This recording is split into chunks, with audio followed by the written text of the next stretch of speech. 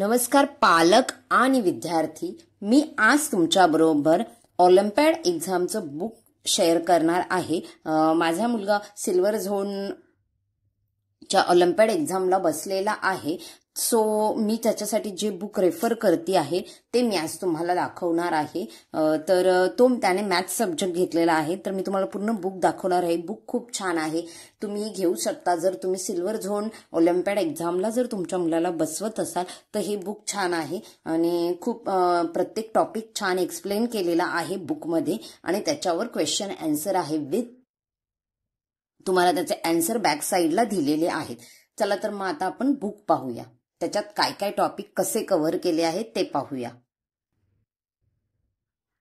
हे book 4th स्टँडर्डचं आहे, चौथीचं book आहे। तर चला मी बुक दाखवते तुम्हाला। इथे बघा लिहिलेलं आहे international Olympiad of mathematics comprehensive book. इथे सिल्वर झोनचा लोगो आहे, सिल्वर झोन एंटरप्राइज। तर हे सर्व टॉपिक आहेत एक्झामला।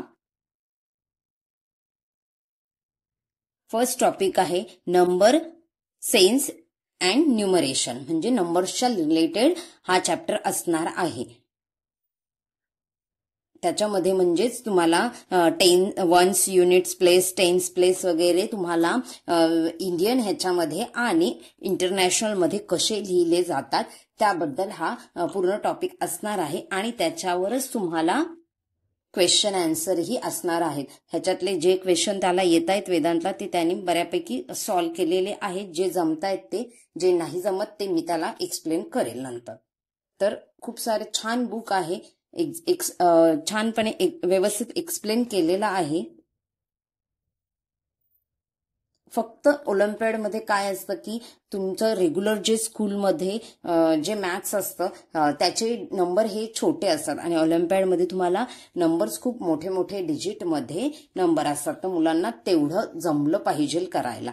आता इथे बघा, इथे नंबर बघा किती मोठे मोठे आहेत, हे मुलांना कळलं पाहिजे की नक्की। आणि मेन ते जे क्वेश्चन आहे तोच समजला पाहिजे की नक्की त्यांना काय करायचं आहे, प्लस करायचा आहे, मायनस करायचा आहे, तो नंबर कसा फाइंड आउट करायचा आहे ते त्यांना समजलं पाहिजे, तरच ते हे क्वेश्चन सॉल्व्ह करू शकतात। प्रत्येक चॅप्टर मध्ये तुम्हाला टोटल 40 क्वेश्चन दिलेले असतात। 40 क्वेश्चन तुम्हाला करण्यासाठी असतात आणि बॅक साइडला त्या सगळ्यांचं तुम्हाला आन्सरही दिलेलं असतं।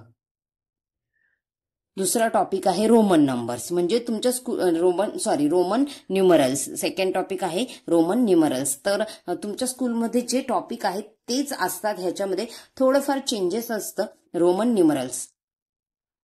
आता इथे रोमन नंबर आहेत त्याच्याबद्दल हा पूर्ण टॉपिक असणार आहे। तुम्हाला बुकमध्ये तो टॉपिक समजवलाही जातो आणि त्याचे एक्झाम्पल पण दिले जातात आणि त्याच्यानंतर तुम्हाला प्रॅक्टिस करायला 40 क्वेश्चन असतात। बुक छान आहे, तुम्ही नक्कीच हे बुक प्रिफर करू शकता। थर्ड टॉपिक आहे ऍडिशन आणि सबट्रॅक्शन वर आहे। फक्त डिजिट तुम्ही पाहू शकता, इथे नंबर्स खूप मोठे मोठे आहेत, तर मुलांचा गोंधळ नाही उडाला पाहिजे, त्यांना ते व्यवस्थित कॅल्क्युलेशन करता आलं पाहिजे। रफ कॅल्क्युलेशन करायला तिथे जागा असते एक्झाम मध्ये, तुम्ही तिथे बाजूला क्वेश्चन पेपरवर करून आन्सर शीट जी असते त्याच्यामध्ये तुम्हाला 4 ऑप्शन दिलेले असतात आणि तुम्हाला तिथे डार्क करायचं असतं, सर्कल करायचं असतं पेन्सिलने डार्क करून। बघा हे डिजिट तुम्ही पाहू शकता, खूप मोठे मोठे डिजिट असतात त्याच्या। आणि मेन म्हणजे तुम्हाला वर्ड प्रॉब्लेम सारखे क्वेश्चन असतात त्याच्यामध्ये, ह्याची व्हॅल्यू फाइंड करा, त्याची व्हॅल्यू फाइंड करा। बघा इथे रफ कॅल्क्युलेशन वेदांनी केलेलं आहे, त्यांनीच त्याचं सॉल्व्ह केलेलं आहे आणि नंतर मग मी चेक करते त्यांनी नक्कीच करेक्ट केलेलं आहे की नाही। बघा ह्या बुकमध्ये तुम्हाला दिसत असेल रफ कॅल्क्युलेशन केलेलं, हे बघा प्रत्येक समचं तिथेच केलेलं आहे। तरी मी त्याला सांगितलेलं रफ बुक मध्ये कर, पण त्यांनी इथेच कंटाळा आला म्हणून इथेच केलेलं आहे। तर हे मुलांना कळलं पाहिजे की नक्की कशातून काय मायनस करायचंय, प्लस करायचंय, मल्टिप्लिकेशन करायचंय, हे सगळं समजलं पाहिजे। खूप वेगवेगळ्या प्रकारचे क्वेश्चन असतात ज्यामुळे तुमच्या मुलांच्या बुद्धीला चालना मिळते, खूप छान असतं। ते थोडंसं वेगळ्या पद्धतीने विचार करायला शिकतात, त्यासाठी नक्कीच तुमच्या मुलांना ऑलिम्पियाड एक्झामला बसवा। हे बघा हे सगळ्या बुकमध्ये भरवून ठेवलेलं आहे कॅल्क्युलेशन करून करून आणि आन्सर शोधलेले आहेत। बघा आता इथे हा एक सम तुम्हाला मी दाखवते। थोडीशी ट्रिकी क्वेश्चन असतात, त्यामुळे मुलांना कधी कधी जमतही नाही. Look at the following figure. तुम्हाला ही फिगर म्हणजे हा पिक्चर पाहायला सांगितलं आहे. John goes to A to B, B to C, C to D, D to H, H to G, G to F and F to O. मग मुलाने असं ड्रॉ केलं पाहिजे, त्याला तेवढं समज आली पाहिजे. आणि मग पुढे क्वेश्चन बघा काय आहे. And then he return back to through the same way. तो गेलाय आणि त्याच वेने तो परत आलाय. How much distance did he travel. तर नॉर्मली मुलं काय करतील, एकदाच सगळं प्लस करतील, पण एकदा करून होणार आहे का डिस्टन्स, टोटल डिस्टन्स नाही. हाऊ मच ट्रॅव्हल, त्यांनी ट्रॅव्हल किती केलं, एकदा गेलाय आणि एकदा परत आलाय म्हटल्यावर तुम्हाला ते डबल ऍड करायला लागणार, किंवा जे आन्सर येईल त्याला इंटू मल्टिप्लाय बाय 2 करावं लागणार, ते तुमचं आन्सर असणार. ओके, हे मुलाला समजलं पाहिजे. असे ट्रिकी क्वेश्चन ह्याच्यामध्ये आहेत. खूप छान छान क्वेश्चन आहेत. आणि बघा टॉपिक तर मी तुम्हाला इथे मेन याच्यातच दाखवते इंडेक्समध्ये. आता आपण ऍडिशनचा टॉपिक पाहिला, त्याच्यानंतर मल्टिप्लिकेशन अँड डिव्हिजन आहे, त्याच्यानंतर फ्रॅक्शन अँड डेसिमल जे तुम्हाला स्कूलमध्ये असतं. आणि मेन म्हणजे ही एक्झाम तुम्ही तुमच्या स्कूलमध्ये तुम्हाला सांगतील, तुम्ही घेतल्यानंतर 2 महिन्यामध्येच लगेच असते, त्यामुळे तेवढा वेळही मुलांना मिळत नाही. पण जो वेळ मिळतो त्याच्यामध्ये तुम्ही नक्कीच मुलांची, आणि पूर्ण वर्षाचा जो तुम्ही 4th मध्ये जे शिकणार आहे ते तुम्हाला सगळे टॉपिक ह्याच्यात असतात, त्यामुळे तुम्हाला थोडीशी जास्त मेहनत घ्यावी लागते. पण तुम्ही जर बसवलंच मुलांना तर त्यांना त्यांच्या मेंदूला चालना मिळणार आहे.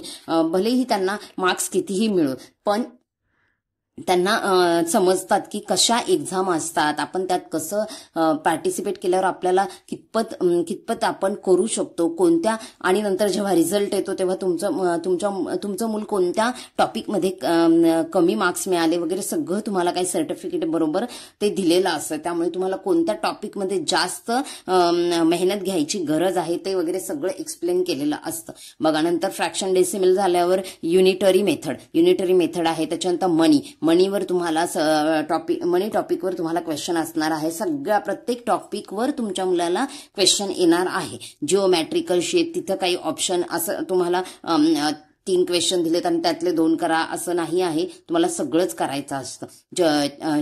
जिओमॅट्रिकल शेप्स माहीतच असेल तुम्हाला 90 वर. हे जिओमॅट्रिकल जे शेप असतात बघा इथे एक्सप्लेन करून दिलेलं आहे. त्याच्यानंतर तुम्हाला मग पुढे तुम्हाला नंतर प्रॅक्टिससाठी एक्सरसाइज दिलेली आहे, बघू शकता तुम्ही. जिओमॅट्रिकल शेप, त्याच्यानंतर मग एरिया अँड पॅरामीटर्स. एरिया म्हणजेच लेंथ, वेट वगैरे ते सगळ्यासाठी तो टॉपिक इथे कव्हर केलेला आहे. डेटा हँडलिंग मुलांना आवडतं. एखादा टॉपिक दिलेला असतो, त्याच्या रिलेटेड तिथे सगळा डेटा दिलेला असतो आणि त्याच्यावर तुम्हाला क्वेश्चन आन्सर असतात. ते क्वेश्चन तुम्हाला त्या क्वेश्चनचं तुम्हाला आन्सर देता आलं पाहिजे. त्याच्यानंतर रिझनिंग अँड ऍप्टिट्यूड हा पण एक टॉपिक खूप छान आहे रिझनिंगचा. 134 वर आहे, बघूया आपण. हा रिझनिंगचा टॉपिक आहे ज्याच्यामध्ये कोडिंग डिकोडिंग असतं. त्याच्याच बरोबर तुम्हाला काही पॅटर्न असतात ते फॉलो करायचे असतात, की म्हणजे प्रत्येक की कितीचा फरक आहे ते पाहायचं असतं. त्याला रिझनिंग अँड ऍप्टिट्यूड टेस्ट म्हणतात. तर तो पण टॉपिक ह्याच्यात कव्हर केलेला असतो. बुक छान आहे, तुम्हाला घ्यायचं असेल तर तुम्ही नक्कीच घेऊ शकता. मिरर इमेज असतात. त्याच्यानंतर तुम्हाला एक इथे पेपरही दिलेला असतो,